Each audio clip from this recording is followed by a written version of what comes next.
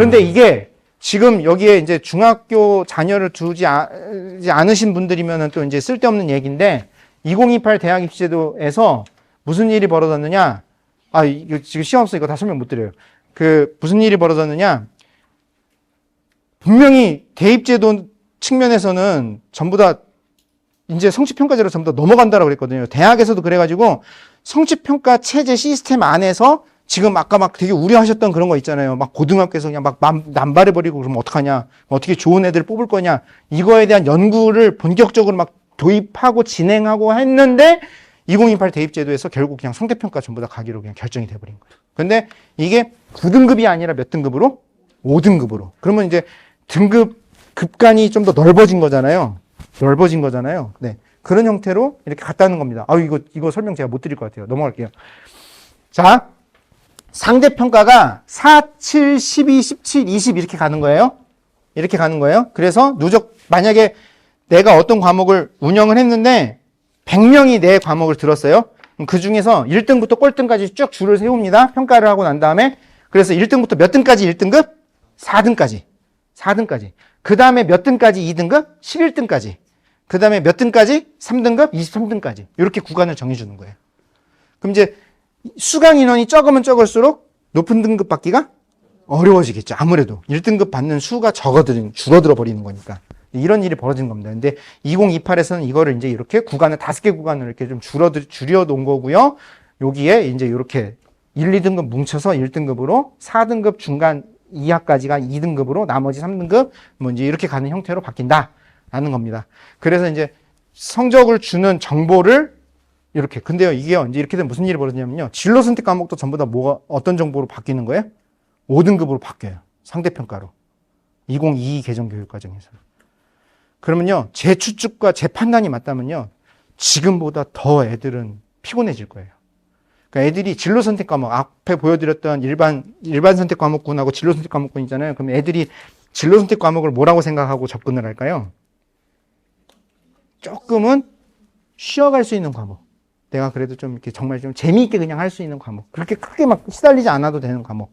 이런 생각을 했는데, 이제 내년 고등학교 1학년 입학하는 애들부터는 진로 선택 과목도 그럴 수가 없어요. 10등 안에, 10% 안에 들어와야 돼요. 근데 이게 보통 10% 드는 게 말처럼 쉽지 않을 수 있어요. 소인수 과목일수록 그럴 수 있어요. 그러면 이제 거기서 5등급 상황에서 2등급을 받으면 어떤 일이 벌어질까요? 확 밀려버리는 거예요.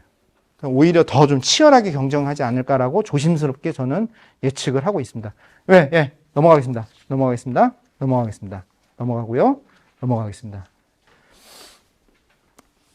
수능에서 문제가 됐던 게 뭐냐면요. 수능에서 제일 문제가 됐던 건 뭐냐면요. 선택을 하게 한 거예요. 왜 선택을 하게 했을까요? 인문하는 애들이 미적까지 할 필요가 있을까요?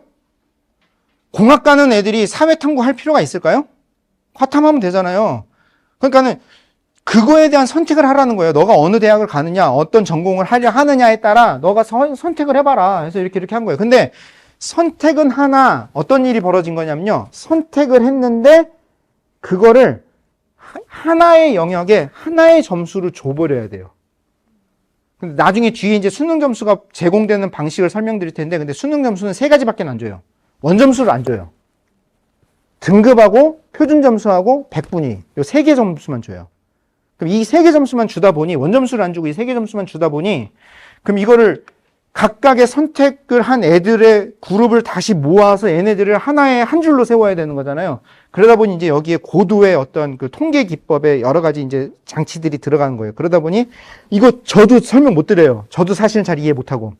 그러다 보니 이제 어떤 일이 벌어지느냐. 어떤 과목을 선택한 애들의 점수가 높냐 낮냐에 따라 보정 점수를 주는 형태의 어떤 그런 계산식이 들어가 버리는 거예요. 그러니 자연스럽게 무슨 일이 벌어지느냐. 성적 좋은 애들이 선택한 과목을 선택할수록 유리해지는 좀 그런 일들이 벌어지는 거예요. 네. 그러니까 이것 때문에 논란이 막 생긴. 근데요, 이거는요, 관점에 따라 어떤 해석도 가능하냐면요, 유리하고 불리한 거 없어요. 통계적으로는 아무 문제가 없거든요. 그러니까 애가 그 점수를 못 받았기 때문인 거예요. 이렇게 설명할 수도 있어요. 근데 어쨌든 여기서 불필요한 논란이 계속 막 생기잖아요. 막 투닥투닥 싸우잖아요. 그러니까 논란이 없으니까 이 문제를 해결하기 위해서 제일 좋은 방법은 뭐죠? 문제를 없애버린 겁니다. 그래서 선택을 없애버렸어요. 교육부 관계자 안 계시죠? 와, 대단합니다. 어떻게 이런 선택을 할 수 있을까? 선택을 없애버렸어요. 그래서 무슨 일이 벌어졌느냐? 지금 인문 애들이요, 수학 점수가 필요한 애들이 내가 원하는 대학 막 스카이 그런 데를 가고 싶은 애들이 어떻게 하냐면 미적 선택해요. 미적 공부를 해야 돼요. 그런 일이 벌어지고 있어요.